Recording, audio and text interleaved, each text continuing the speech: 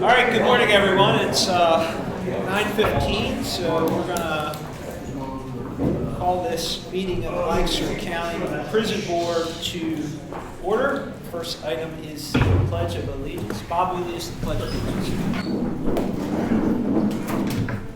I pledge allegiance to the flag of the United States of America and to the republic for which it stands, one nation, under God, indivisible, with liberty and justice for all. Thank you, Bob. Item 3 is announcements. We did not have executive session this morning, so I don't have any announcements. Item 4 is the approval of the minutes from the February 20th, 2025 meeting. They've been submitted by the board secretary. Are there any additions or corrections? Hearing none, is there a motion to approve the minutes? So moved. Second? There's a motion and a second to approve the minutes. All those in favor signify by saying aye. Aye. Opposed, no. Ayes have it. All right. We'll get into our regular monthly reports under item 5. And the first is item 5A with our warden, Cheryl Stever. Good morning, warden. Good morning, everyone. Good morning. As always, I'll start out with the population at the jail. This morning, we're at 778 individuals. We have 113 of them being female. And I bring that up because we did just recently, as of yesterday, open a third housing unit for our female population. So, give you some numbers here. 2024, the average was 757. 2025, the average was 770. 757, 770, and today 778. And I just, Joe, do we know the second one? Oh, yes, there's 6 on 25 and 14. Okay, so in the entire building, we have 20 individuals on stack of bunks, 20. So I know I've been asked that often. So I also wanted to we have a guest here just because he came from so far. California, where did you? As we don't have vendors stand up, but I think it's only appropriate. Felix Rabinovich from ATIMS is with us today, and he did come to from California just for us, just to be here. So, so I wanted to introduce Felix to you. If anybody had any questions afterwards, you could surely talk with him. And then I'll be back up to talk about the new prison, but I did want to, although this event took place this past weekend, and it will be on prison board for next weekend, or next month, excuse me, I only think it's appropriate to present this today. At approximately 6:30 a.m. on March 15, 2025, an inmate was found unresponsive during a routine check of his cell. Prison staff conducted CPR and called 911. Lancaster City Fire personnel and EMS personnel arrived and conducted life-saving efforts on the inmate, along with our staff as well. But the inmate remained unresponsive and was pronounced deceased shortly thereafter. Lancaster City Police and Lancaster County Coroner were also present on the scene, as well as my investigator, Justin Hackler. There was no outward indication of the cause of death. As with any inmate, the Lancaster County Prison Investigator, the Lancaster City Bureau of Police, and the County Coroner's Office are conducting an investigation. The inmate was admitted to the prison on March 13, 2025, and he was detained at Lancaster County Prison for use and possession of drug paraphernalia and possession of controlled substance. The inmate's name, Chaz Lowry, he was 26 years old. Initial reports from Lancaster County Prison Administration indicate this was a medical incident. The Lancaster County Coroner's Office will be providing a full report on that. I was here, the deputy and I were here for that, as well as the major, and as I indicated, the investigator. We were all here on Saturday, and there will be more information forthcoming then on that event. And that's all I have for this one. Any questions, comments for the warden on her report? Okay, thank you, warden. Thank you.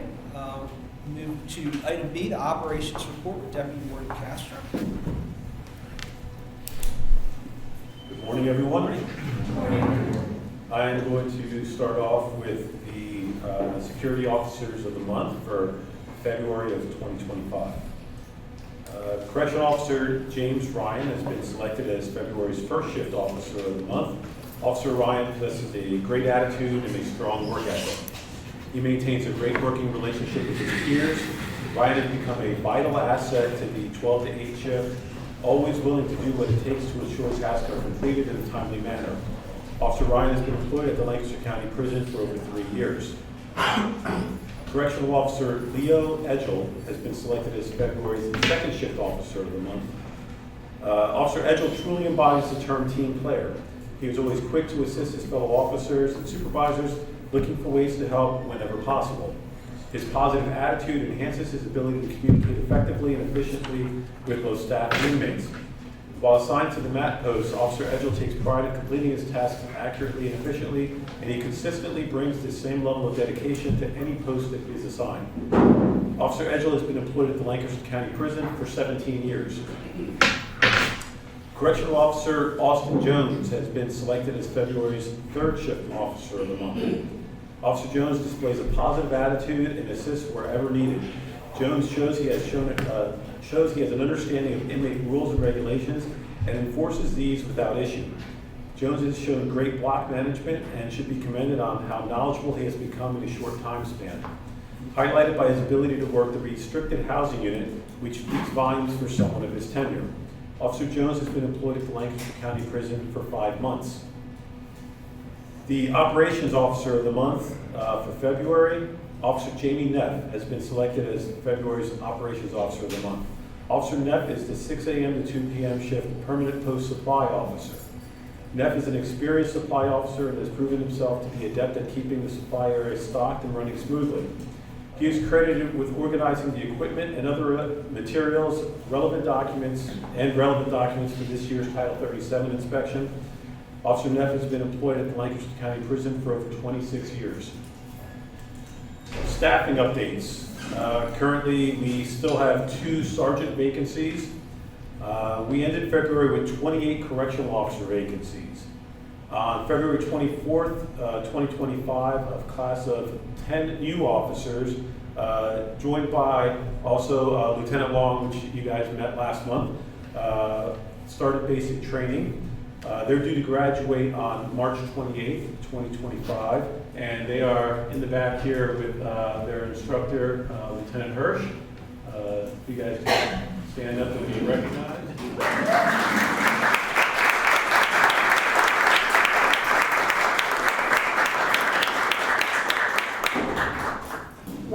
And that concludes my report.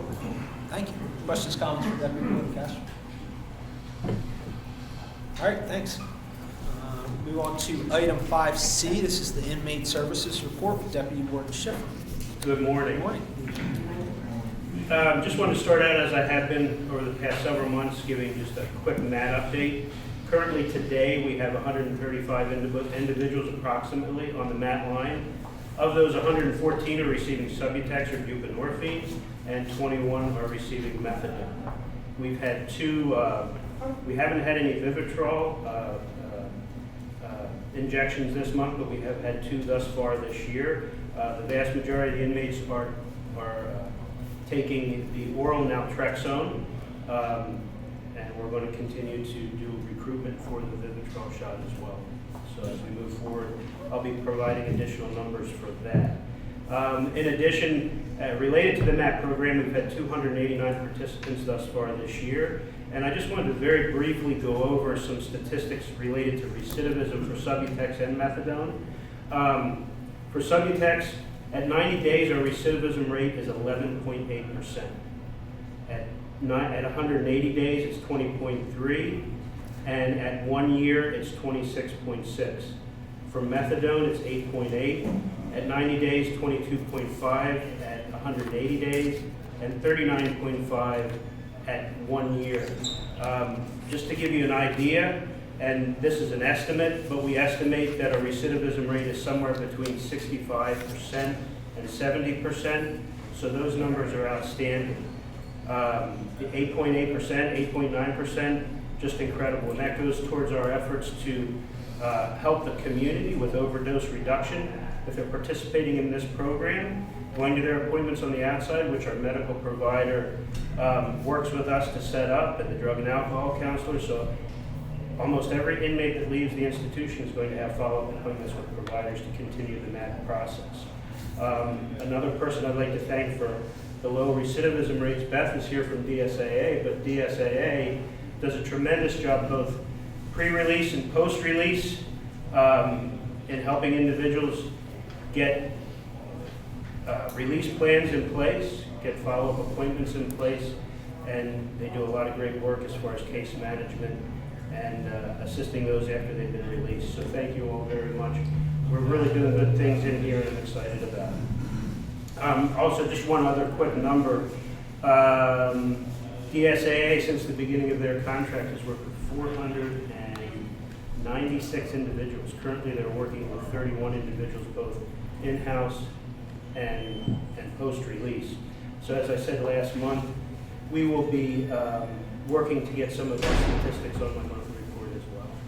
So next, I'm going to ask Ashley Kelly, our re-entry manager, to come on up.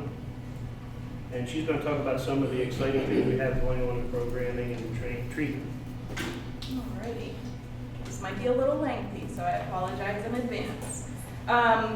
So thank you all for coming. I love seeing a lot of the community members here, some of which I think I'm going to be meeting with soon.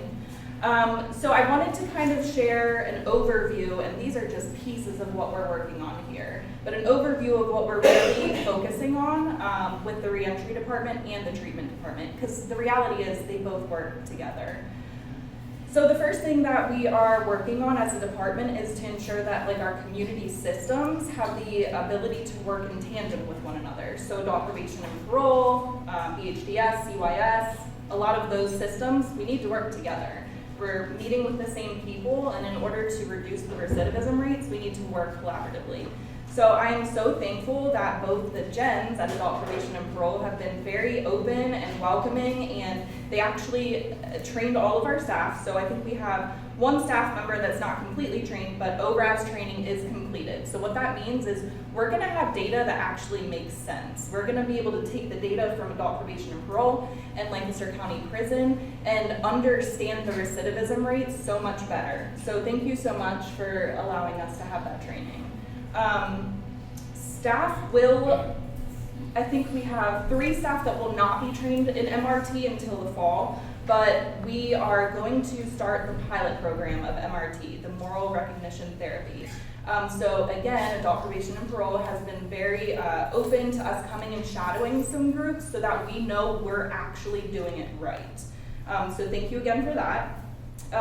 Erin, who you did meet last month, and then Jillian Lewis, who is at Adult Probation and Parole, they are finishing constructing their program, which is going to be a career development program. So there's a lot of programming that happens here or at Adult Probation and Parole that if you leave LCP and you go to Adult Probation and Parole, you can't finish the programming. What we're trying to do is create a program that if you started in here or you started at Adult Probation and Parole, you finish it if you have to go to either one of the other places. So it's going to be beautiful. It's going to be focused on careers, not just getting a job. So we're really excited. Resume building and writing, interview processes, job retention, job searching, goal setting, and networking are the primary things that they're going to work on. So, and then we are actively partnering with a lot of reputable employers in the community because we want to invest in people. And so we are partnering with employers that want to invest in people as well. I thought you had something for a second. So jobs that offer security and upward mobility is our focus. And then we are also building closets here at LCP and Adult Probation and Parole. Our focus here is so that way when you leave, you have a proper outfit to leave in and you feel good about yourself. But you can go to Adult Probation and Parole and they are going to be able to dress for interviews, and it's going to be amazing. Emphasis on business attire. So the other updates, we are expanding AA. I think we have 2 blocks that do not have AA right now, which is fantastic. Our goal is to have every block have an AA meeting, but we're still looking for connections with NA and Dharma. Again, they should be able to choose their path to recovery, so if the community has any ideas of who I can get in contact with, please let me know. That would be very helpful. I think I'm gonna leave it at that, because you're gonna, yeah, absolutely. So as you can tell, Ashley is tremendous at creating partnerships and establishing So we have a lot of work to do. We're very busy all the time, but the end result is going to be a lot of partnerships that are inmate focused so that we can get these folks out into their communities, maintain their recovery, and be productive citizens. So, last thing on my list, we want to talk about our service awards for this quarter. We actually had a very difficult time choosing this quarter, so we chose 3. 2 of the 3 couldn't be here today because of other commitments, but I will mention who they are. Heather Pack, she is our pre-release coordinator for reentry. Heather Pack has been with us about a year, a little bit over a year, I believe, but she's actually been with us for 5 or 6 years. She was our liaison with BHDS, and she would come in and work with our folks on our MISA program. Heather does a fabulous job. She has a motor that just doesn't quit, and she's always available to assist and help anywhere needed. She helps with our medically complex individuals, works with the courts and adult probation to help get them out with appropriate plans in place so that they remain healthy. The next person on our list is Crystal Abenshawn. Crystal Abenshawn has been here about 4 years. She came during COVID and she's held a variety of positions. We were down 4 staff recently, and during that time, Crystal was a tremendous asset to our department, and she continues to be. She jumps right in, fills in where is needed, and really takes her duties and role on our housing unit to heart and gets to know all her inmates and does a fabulous job. And lastly but not least, I'd like Andrew Brommer to come up. He is our 3rd service award recipient, and Andrew has been with us a little bit over a year. He oversees G2, our RHU, Restricted Housing Unit, and MHU, our Medical Housing Unit. He actually works in partnership with Heather Pack. They do a fabulous job. Again, he has taken ORAS. He has gotten his MRT certificate. He's going to be one of our instructors for MRT. He's just learning that now. But he does a fabulous job,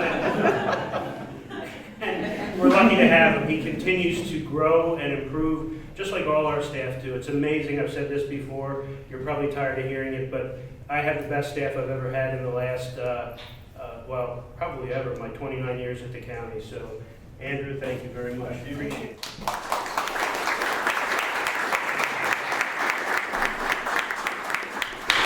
And that's all I have.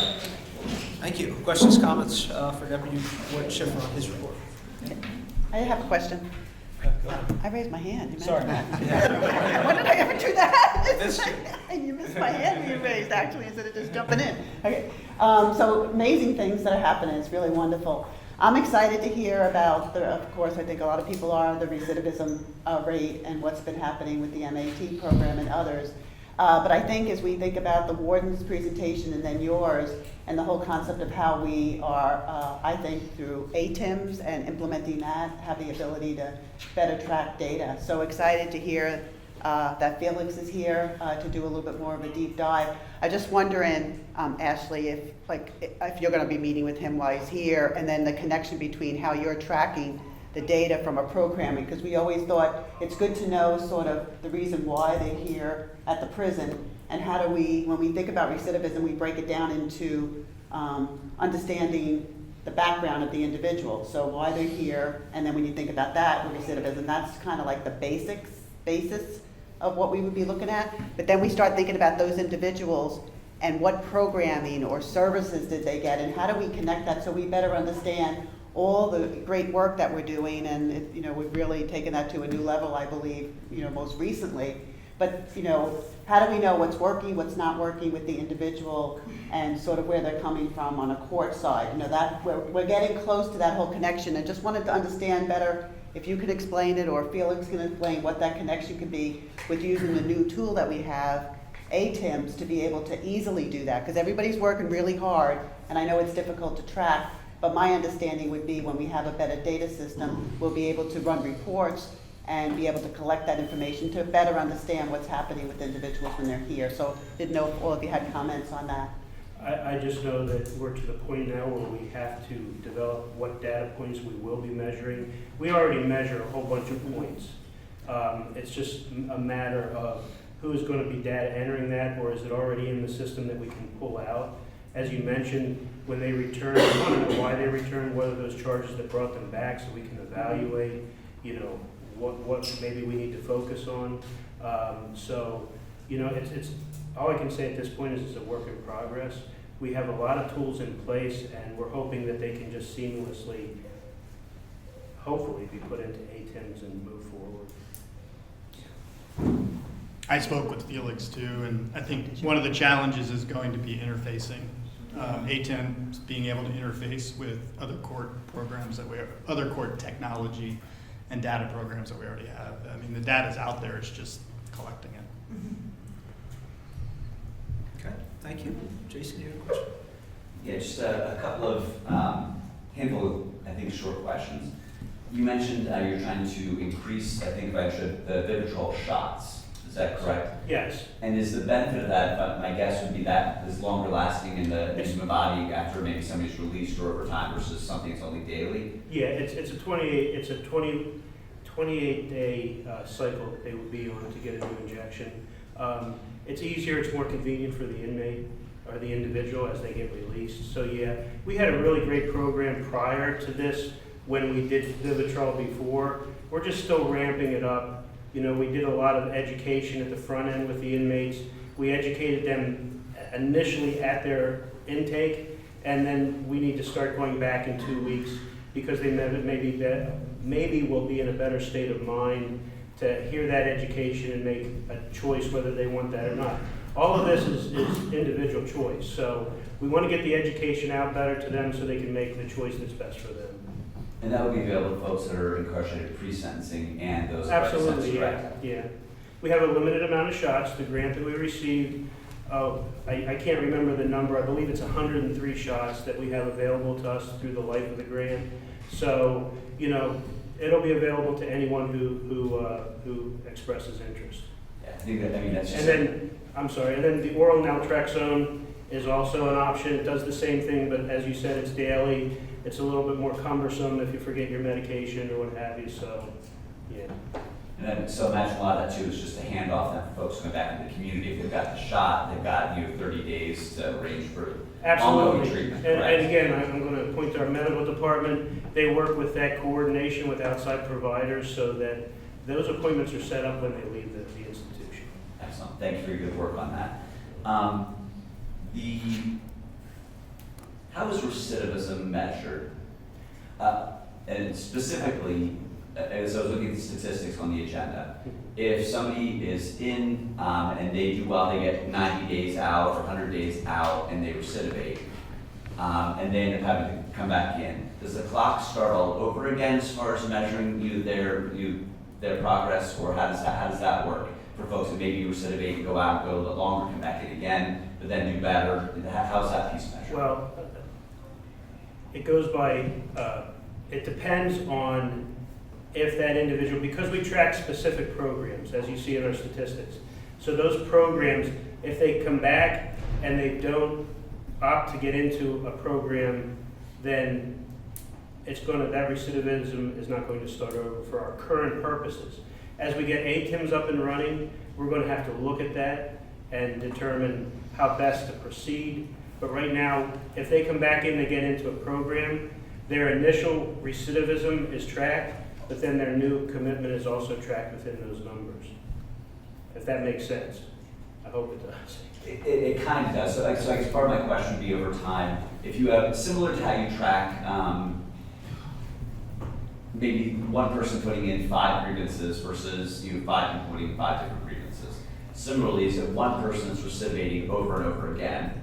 Or do you have your numbers would be, I think your numbers would be different if those recidivism rates demonstrated this is one person who continues to struggle, maybe they get a little bit further along each time, versus each person's coming in is recidivating at a certain rate. So measuring the individual versus total recidivism rate might be helpful to get a better picture of the successes you are having. Absolutely correct. And again, once we get more involved and in tune with ATIMs, I'm hoping that our rates get better, more accurate. I think they're really accurate now, but I think there's always room for improvement. Yeah, so I appreciate that. Thinking back to the warden's report, just a curiosity for ways you might be able to be supported in the community. I'm curious what the handoff is for somebody coming in to get the data that you might need from the healthcare systems in the community. So in other words, if an individual comes in, you know that they're dealing with drug and alcohol issues. How quickly are you able to get data on prior treatments they might have had at LGH or at UPMC? What does that look like to get you all support and help you get the information you need to provide treatment when somebody is just coming into the facility? Again, there's a variety of things that we do. We are looking at a system that will help us do that. We're very early on in that stage, but initially, I've mentioned this before at prison board and other meetings, is that our medical provider will reach out immediately upon doing the medical intake and gather records from the various places that you mentioned. So we're always looking to get that information. We get it fairly quickly, usually within 24 hours. There are times where it's a little harder, but we usually get what we need very, very quickly within 24 hours from the hospitals and providers in the community. And it sounds like you've got a program to even enhance that even further.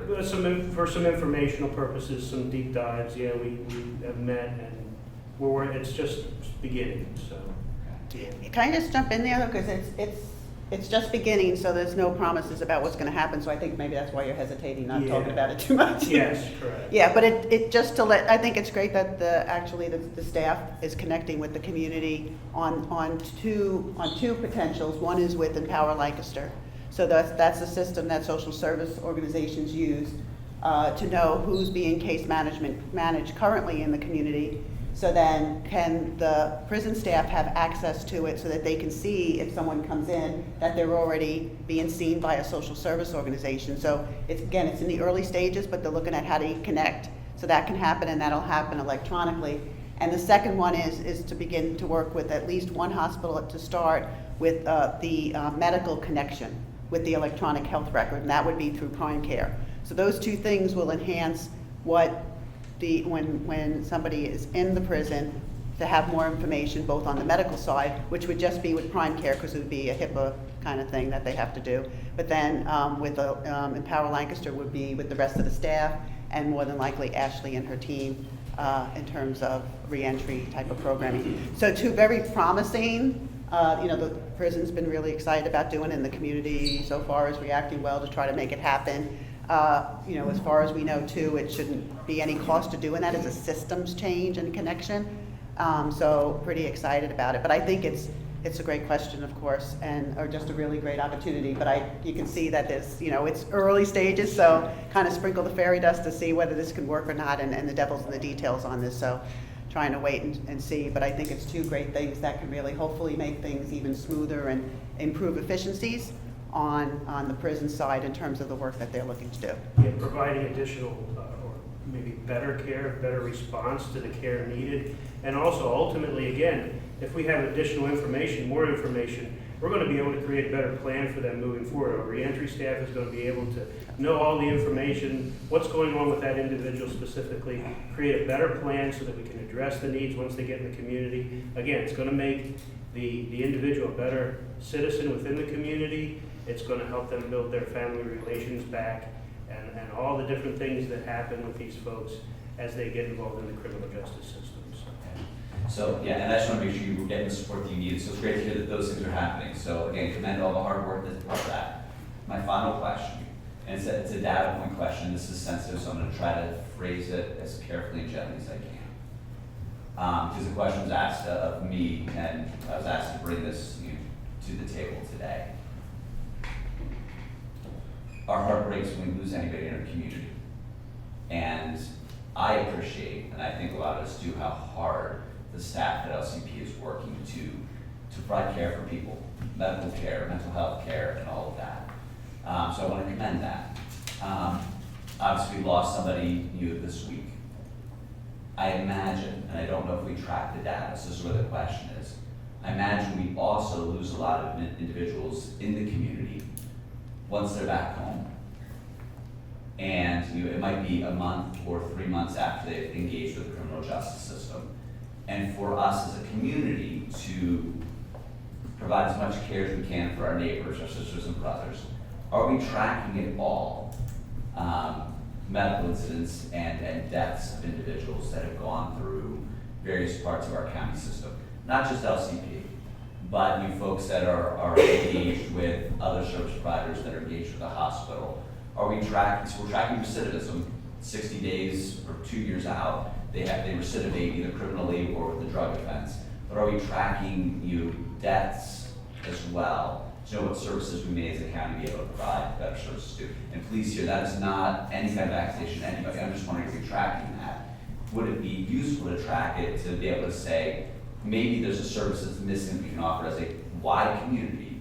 Because all of us as partners, whether it's a church like mine, am I doing enough?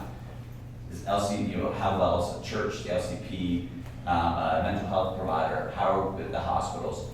Are there any gaps? And one of the ways maybe to measure that gap is to know where else are we losing members and how do we track that as a data point so that we can all do better. So no accusation, nothing. So I hope I phrased that well. I'm just wondering if you track that. No, there's no way to track once someone leaves here, and if they're have no further contact with LCP to track whether they've passed away.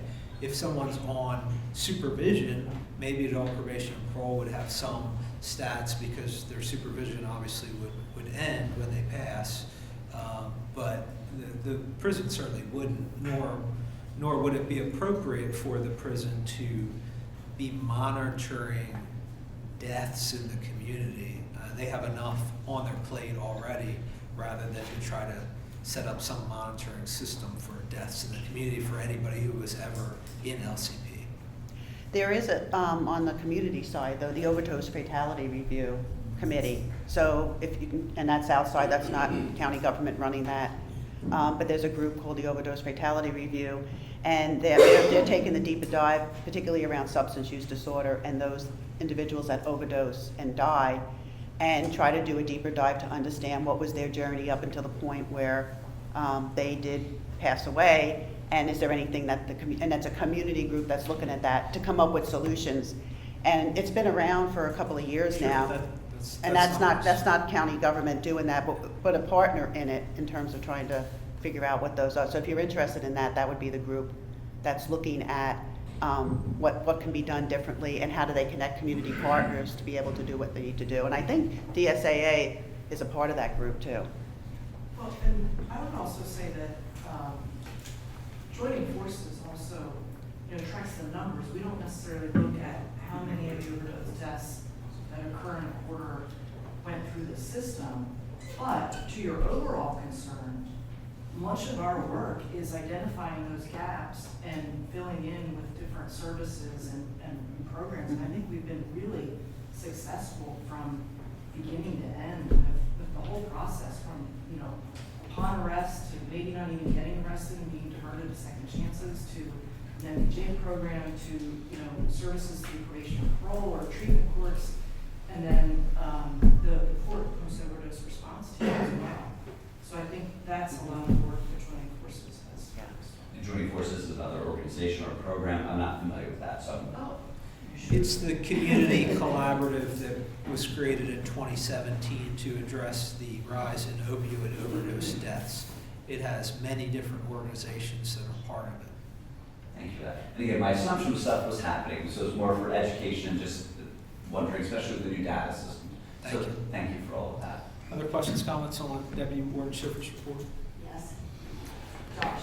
Yes. I want to clarify the subtext. 1 year recidivism rate is 26.6, Yes, and methadone is 39.5. correct. Is there a reason, would you have any thoughts on why the 13.3% difference?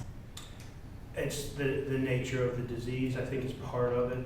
The longer they're out, they are going to, their treatment progress is going to, they're going to have difficult times. And if you talk to some treatment professionals in the field, this is common, unfortunately. I think it also speaks to, post-release services in the community and, how we can partner with various agencies to maybe improve those post-release services for people that are recovering, to get, to continue on the right track. I mean, it's unfortunately, it's the nature of the disease. So And why- that's, go ahead, I'm sorry. No, go ahead. You can finish. I was just gonna say that may sound like a cop-out, or it may, but ultimately, the power of the drugs that are on the street make it very enticing for individuals to go back to their old ways. And those are things that we fight against all the time within the institution, developing the plans that we have, the reentry plans, is getting them back, getting them away from the people, places, and things that help to create the addiction in the first place. So it's a very challenging, and I've said this before, a lot of folks come to the table with just an incredibly large amount of barriers and issues that need to be addressed. So, and we don't have a lot of time with them here to address everything. So I think there needs to be some partnerships within the community that help these people long term. I mean, we do that with DSAA, and we've always tried to do it with others, but it's a very large challenge. Okay, good. So Subutex isn't necessarily a better drug than methadone, it's just, It's a tool in our belt, yeah. I mean, we have the MAT program has 3 drugs. It's buprenorphine or Subutex. It has methadone and it has Vivitrol. Those are the 3 drugs that we provide. Again, there's no magic bullet. We assess every individual on those programs to determine which is the best for them. And again, then it comes down to individual choice, whether they want to participate. They're both effective. All 3 of them are effective in their own way. But there's certainly no magic bullet. One is not better than the other. and I had one other question. You mentioned closets here and also APB. Are the businesses that are being collected from the public, or is this being purchased with funds? I mean, for right now, we have a lot of staff donations, but the word donations isn't, the appropriate word to use. So we're working with, I'm working with my team to decide what is that going to look like. Because even with donations, it doesn't mean that you're gonna have the right size for everyone. And I don't want somebody walking in and walking out in a size 2 times too big for them. That does not make anybody feel good. So we're working on trying to figure out the logistics of it, but we do have a space over at Adult Probation and Parole that already has some stuff. We're just looking to make it something where you can come and shop for your outfit. We're not telling you what you're wearing, to give you the autonomy to look nice for your interviews. So we're still mapping out that process, so I can give you more information at the next prison board. Okay, thank you. Has anybody gone to the food hub? They have a closet specifically for that. Yeah, we're very connected with the food hub as well. I hate to see it recreate something that's already in the community. Yeah. Okay, thank you, Jeff. Thank you. I just have one other comment. I think that it might be good, since the discussion that we had, and then even just education from a board standpoint, I would recommend that maybe Beth present next time and talk just, very briefly about what DSAA does. I think we talk about that a lot, but I don't know that since I've been here that there's ever been a formal presentation. Maybe just take a little time, start with them to educate everyone on the services and how closely they connect, particularly when we were talking about overdose deaths and the warm handoff and all of that. So maybe next time to have her present, that'd be great. Well, she's a vendor. I don't. Oh, is that a problem? I can share some of the stuff that they. We can get some more detail. We'll take care of it. Okay, yeah. Okay, thank you. Item 5D is the administrative report with Arla Brown. Good morning. Always such a hard act to follow with all the good things that are happening in treatment. Within the administrative office, we continue, I sound like this every month, but unfortunately the reality is we still have a vacant position. If you spread the word, if you have somebody who wants to apply, please feel free to apply. We did receive our preliminary findings for our Title 37 report. We had 30 days to respond. We received it, I believe, on or about March 3rd. We'll be sending it in 2 weeks early.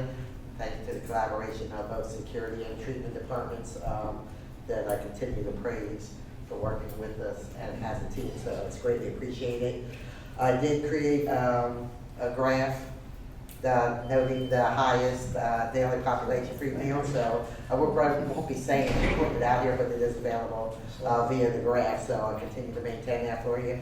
And just want to say thank you, Jason, for pointing out the transposing the stats. I did correct that. And anytime you feel like you have something we want to capture, I am also working with ATIM to try to get the ability to extract more demographic information that I feel is important to relate to the public. So please feel to reach out to me as you come up with something. I'll do my best to record it. And that's all I have. Questions, comments for Arlen?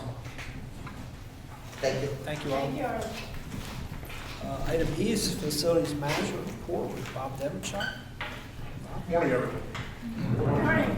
Just want to start off by welcoming the new recruit class to the prison and to the county. It's good to see the warden's team growing, and you guys are really coming on at a great time. There's a lot of an amazing future that's developing right now in the prison system. So welcome aboard. Just looking at looking at work orders over the last month. In February, we closed out 136 work orders. We have 250 for the year so far, 125 on an average per month this year. Over the last 5 years, we've run 129 closed work orders per month as our average. And as well, we've been working on new projects. A lot of things are happening. I'm sure the warden will speak about that here shortly. If there's any questions? Questions, comments for Bob?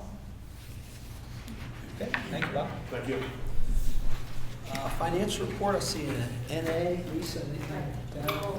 Hopefully not one by April.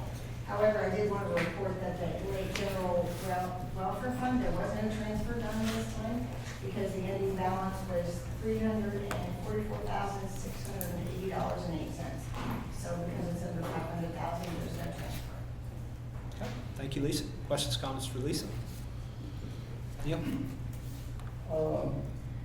So you'll have the April, you'll have the report in April with the MHM welfare fund.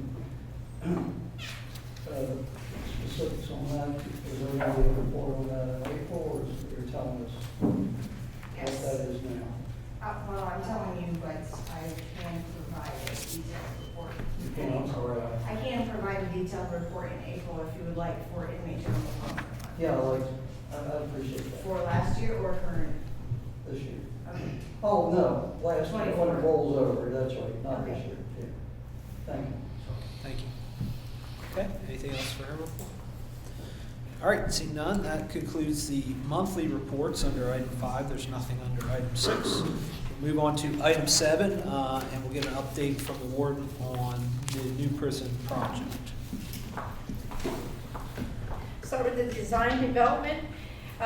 This phase is continuing. This phase focuses on further developing the important aspects of the project, including the exterior and the interior of the building, layouts, room sizes, and the materials needed for construction. I think I've learned more about hot water heaters, outlets, sprinkler heads than I've ever thought I knew. Of course, I'm not the expert at the table, but I am learning. I'm part of those meetings with Linda Shiner and Bob and the others that we're working with. So strategic inmate management training, you heard a lot about this last month's prison board. Currently underway is the latest component of the strategic inmate management training, SIM, which we help prepare staff for operating, which will help prepare staff for operating the new facility, but the principles are already being implemented in the current facility. I know the major sitting here with us today, he has some ideas, and we're actually hoping to start this program and picking one housing unit and focus in on that and use that as our SIM housing unit. And you'll hear more about that in the future. The goal is to promote a safe and secure environment by employing best practices of direct supervision and inmate behavior management. I want to point out, most facilities, when they're doing this, they do not have any knowledge of direct supervision. That's something we are already doing here, so we're ahead of the game. And we've been doing that since the 90s here. Direct supervision, an officer on the block directly with the inmates. Additional SIM training will be provided as the project progresses to plan implementation. I'll tell you, we have a meeting tomorrow. We're meeting with Trans Systems, our design firm. Some of the folks, the staff here in the room, and I know Bob will be joining us.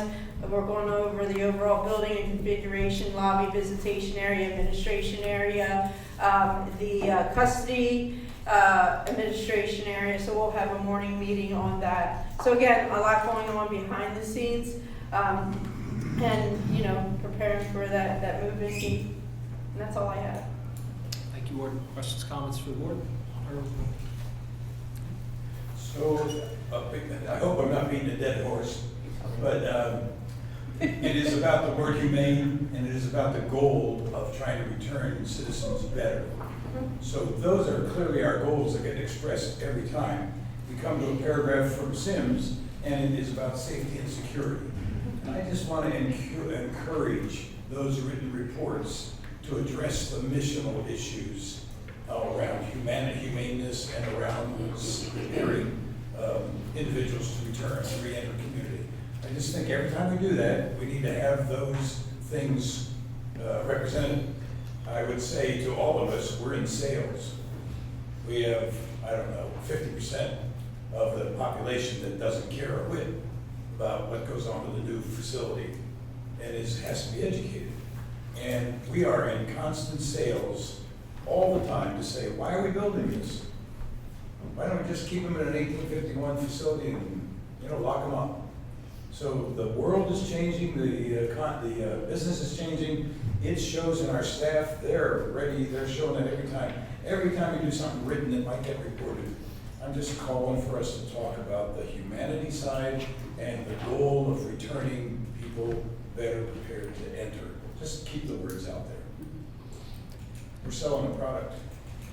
I mean, I agree with you, and I think for years as we've talked about this, we've communicated the need that this is about public safety first and foremost, a new prison, but it's also about making sure people, I think regardless of where you are sort of on the political spectrum, I think everybody kind of agrees you want people who come out of the criminal justice system and do not come back.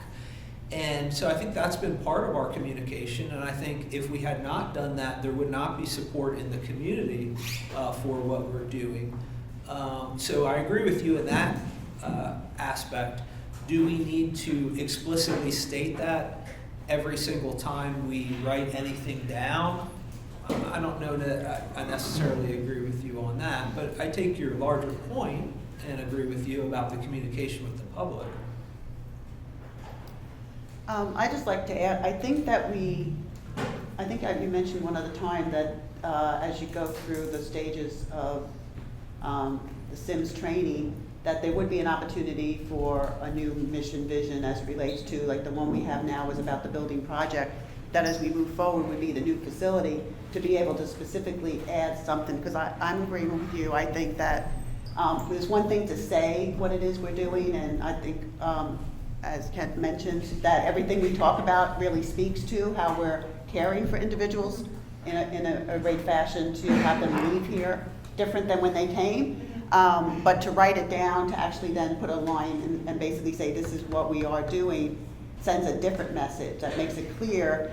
And if our main purpose is safety, the prevention of what we do here for the safety of the community and all the work that's being done is to improve the health and the well-being of individuals that come through here. But a big part of that is also public safety. So the whole idea of safety, it's not just what happens here to keep, the employees and the inmates, keep everybody safe by having them here. But when they re-enter, depending on what we do here and how we connect with the community with the work that Ashley and her team's doing, and community partners, is also community safety. So it is all about safety with that human touch to all of it. But I think in writing does send a message that we're sincere about it, and that's what drives the work that's all been doing. Which again, like you said, you can feel that it's being done that way. Even when I walk and I spend time here, I can hear it with all the employees now tremendously really looking that that's what they're doing and that's what they feel good about. So to actually put it out there to say, this is what we're about, and that's how we're following. I agree with you. I think it would be good. I think you mentioned that something like that might be I didn't happening. mention it. I mentioned last time, and I know I just keep referring to Bob here, because we talked, coming up with a vision and the mission statement early on took us forever because we knew that it would change as we progressed through this and building the new jail and what my vision as a warden, what the vision of those in the group would be. So I do see it changing. I agree with Commissioner Parsons.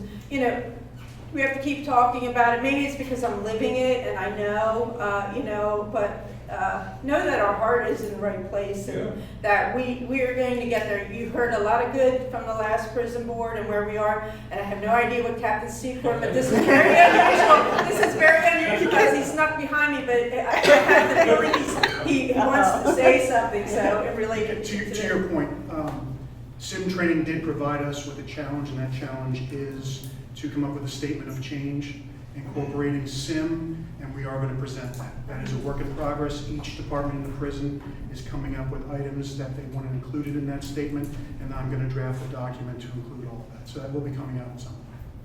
Yeah, just be patient. We'll get there. Yeah, I'm just calling for it now. Yep. There's an old adage that says, you cannot over-communicate. You know it well. The people I go in front of in church groups have no idea. They know we're building a new facility because the old one's open, but they don't have any idea of the purpose. And these are relatively informed people in religious groups. So I'm just telling you, out there in the field, you cannot over-communicate. That's just. I agree. We're all helping with trying to do that as well. Thank you. Thank you. Thanks, guys. Other questions, comments on the warden's update? Okay, thank you, Warden. Thank you. We'll move on to item 8, business from guests. Any other general questions, comments for guests? Yeah, Neil. Yeah, this is addressed to Judge. I'd like to know there's a court committee project on, and I wonder if we could get an update on that. We talked about summary offenses and how we can reduce the AD population. Okay, yeah, there are a lot of projects going on. Are you talking about the rapid resolution court? Yeah, that's it, yeah. Okay, this is March. This is the second month. The most recent session of that court had the largest list that we've had so far. The numbers are reflecting more agreements being made. I don't know that we have we've only been doing it for 2 months, so we don't have a good handle on how it's going to look a year from now. But the district attorney's office, the public defenders, the private bar, they're all participating. They're giving recommendations on how it can be improved. So it's working. I'm sure it can be improved, but from the court's perspective, we're really appreciative of the partners that participate in it, like the district attorney's office, the public defenders, and the private bar. If you hear of anything in the community as to concerns about it or improvements, please bring them to my attention. Judge Spahn is the one that's heading that up, but he and I are in communication over it, so I'll certainly pass that along to him and make sure he's aware of anything. So that's a brief update. Next month I can give you statistics if that would help you, so that you can know at least for it would be 3 months worth to see how it's going. Yeah, so what are the recommendations and like what are you doing and then the results of those practices? Thank you. Other questions? So just against the topic, I just asked as President Judge, any updates on similar work that's being done around probation violations and retainers? I know there's some work that direction to try to expedite that process as well. So any update on where that's at? Not other than what we talked about a few weeks ago on probation specifically. So no, I don't have any other updates. I should know the broader community may want to hear that too. There's a few of us in that room, but. Right. And I can prepare that for next time. Other questions, comments from the public? Okay, if not, is there a motion to adjourn? So moved. Is there a second? Second. A motion and a second to adjourn. All those in favor signify by saying aye. Aye. Opposed, no. Ayes have it. We're adjourned. Thank you all.